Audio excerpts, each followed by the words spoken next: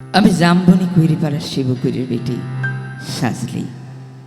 কাগজওয়ালারা বললে অতটুকু বললে হবে কেন? তুমি এবার মাধ্যমিকে প্রথম হয়েছ, তোমাকে বলতে হবে আরও কিছু। টিভিওয়ালারা বললে তুমি ক্ষেত মজুরের মেয়ে, তুমি কি করে কামিন খেটে মাধ্যমিকে প্রথম হইলে বলো দেখি। এ কথা বলতে হবে তোমাকে খুলে। পঞ্চায়েতের অনিবদী প্রধান, উপপ্রধান, এমপি, এমএলএ সবাই একেবারে হামলি পড়লো আমাদের মাটির কুইরে ঘরে। জামবনি স্কুলে হেডমাস্টার সেই কোন বিহান বেলা টিনের আগর খুলে হাইকে ডাইকে খবরটা যখন প্রথম শোনালে, তখন মাকে জড়াই ধরে শুয়েছিল আমি। কুইরে ঘরের ঘুট ঘুইটা অন্ধকারে হেডমাস্টারকে দেখে মায়ের পাড়া আমিও চোখ কষলে হাঁ হয়ে ভাবছিলুম এ কি স্বপন দেখছিলা কি? স্যার বললেন এটা স্বপন লয় সত্যি বটে। খবরটা শুনে কাইন্দে ভাসাইছিলাম। আমরা মা বেটি দুজন।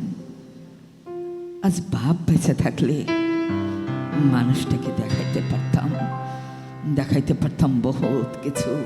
আমার বুকের ভিতরে যে তেজানো সাঁচবাতিটা জ্বালাই দেখেছিল মানুষটা, সেই বাতিটা আজ আমাদের কুড়ে ঘরটাকে কেমন আলোকিত করেছে, দেখাইতে পারতাম।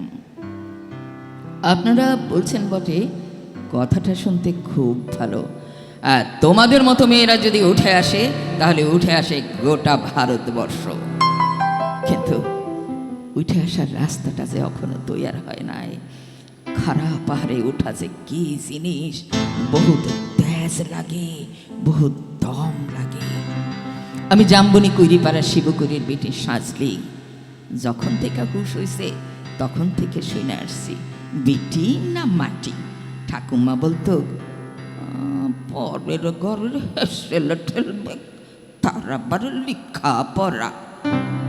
গায়ের বাবুরা বলতো তুই কুইরিপাড়ার বেটি, কামিন খাটা ছাড়া তোর গতি কি? কেবল বাপ বলতো দেখ সাজলি, এসব কথা মনে ধরবি তো হাইরে গেলি। শোন, এসব কথা তুই এক কানে শিমালে আর এক কান দিয়ে বাইর করে দিবি।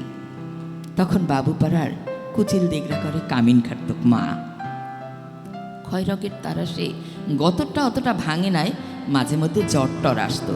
জ্বর আলে মা একনাতে তালাই পাতে শুয়ে থাকতো। মনে আছে সে ছিল এক জারকালের সকাল।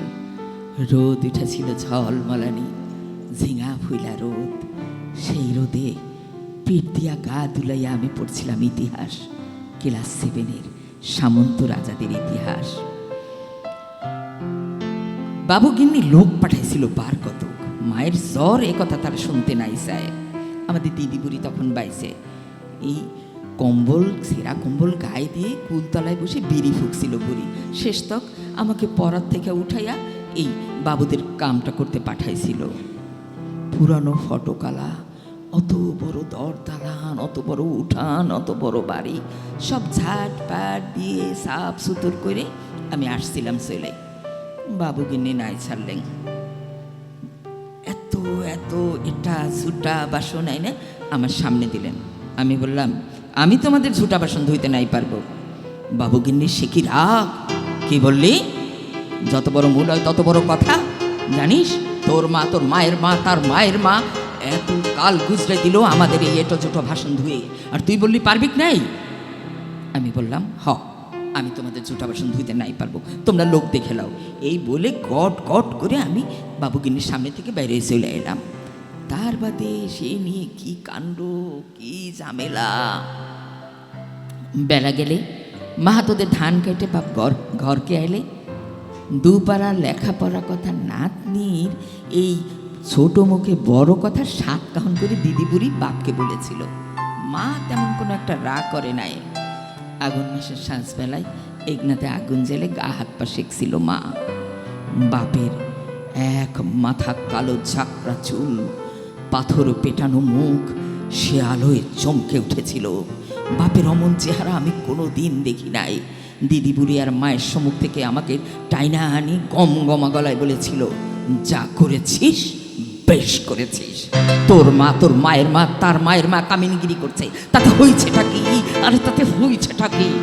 শোন সাজলি, তুই কিন্তু কামিন খেটের লেগে জন্মাস নাই।